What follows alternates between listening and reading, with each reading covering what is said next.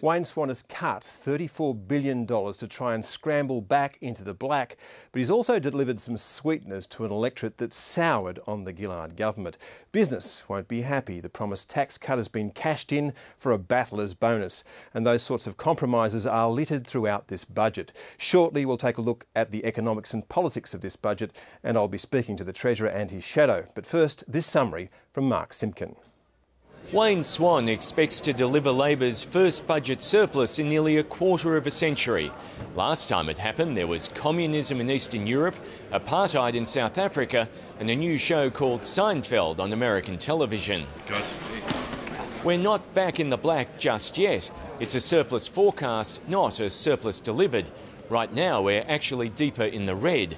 This year's deficit's blown out to more than $44 billion. The government expects to turn that into a tiny but politically potent $1.5 billion surplus in just 12 months, with the surplus growing each year after that. So the surplus is thin, but the turnaround is massive. To achieve it, Wayne Swan's moved money around and found $34 billion in savings across the forward estimates. Now, this delivers on the government's fiscal strategy, on time, as promised, and ahead of every other major advanced economy. To keep the surplus promise, he's had to break other promises. Labor's abandoned the plan to cut the company tax rate. You could call it the relentless negativity dividend. The measure faced likely defeat in Parliament, and the upside of that is nearly $5 billion in savings.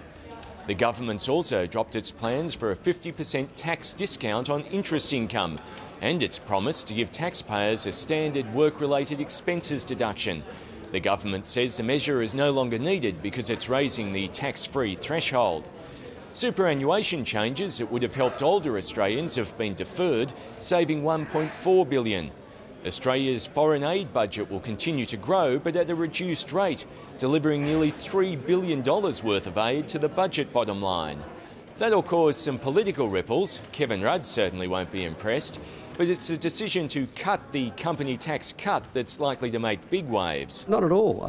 In fact, I've gone to extraordinary lengths to try and support and get through, in the environment that we are in, this one-cent company tax rate cut. But the fact is, it's the Liberal Party that has said that they won't vote for it.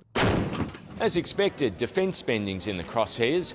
The military's expected to find nearly $5.5 billion in savings. Australian travellers will be slugged an extra $8 when they leave the country, and when they return, they won't be allowed to bring in as much duty-free alcohol and tobacco as before.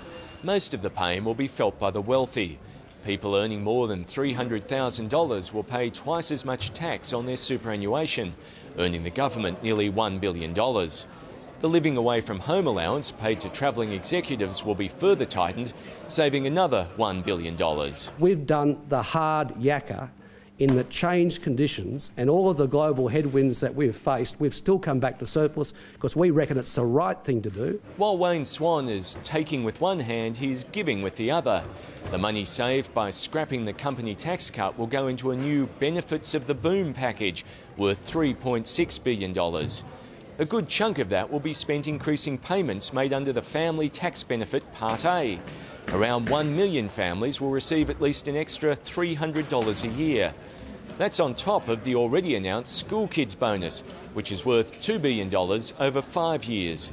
All up, a family earning $85,000 with one child in high school and another in primary school can look forward to a combined payment of $1,830.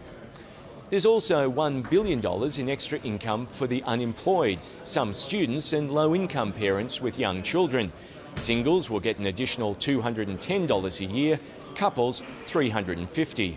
They're not exactly the Howard government handouts Labor railed against, more like lower to lower middle class welfare. It's all means tested and targeted at poorer Australians. In addition, Labor's committed $1 billion to the first stage of a national disability insurance scheme. It'll start to be rolled out from July next year. People with disability have waited too long for their need to be recognised and for a comprehensive policy response to be prepared. And I'm particularly proud of the inclusion of the money in the budget for that goal. Hidden in the fine print is a potential time bomb. A forecast the state's GST take will fall by $11.5 billion over 4 years. That's likely to get the Liberal premiers screaming for a federal top-up. COAG meetings could be about to get ugly again. All up, this is something of a mixed message budget. Despite all the rhetoric about tough love and fiscal pain, there are spoonfuls of sugar to help the medicine go down. The government will deny it, but it's a recognition of Labor's poor poll position and community concerns about the cost of living and the carbon tax. Labor faces enormous distractions, but its challenge now is to sell its surplus and then deliver it.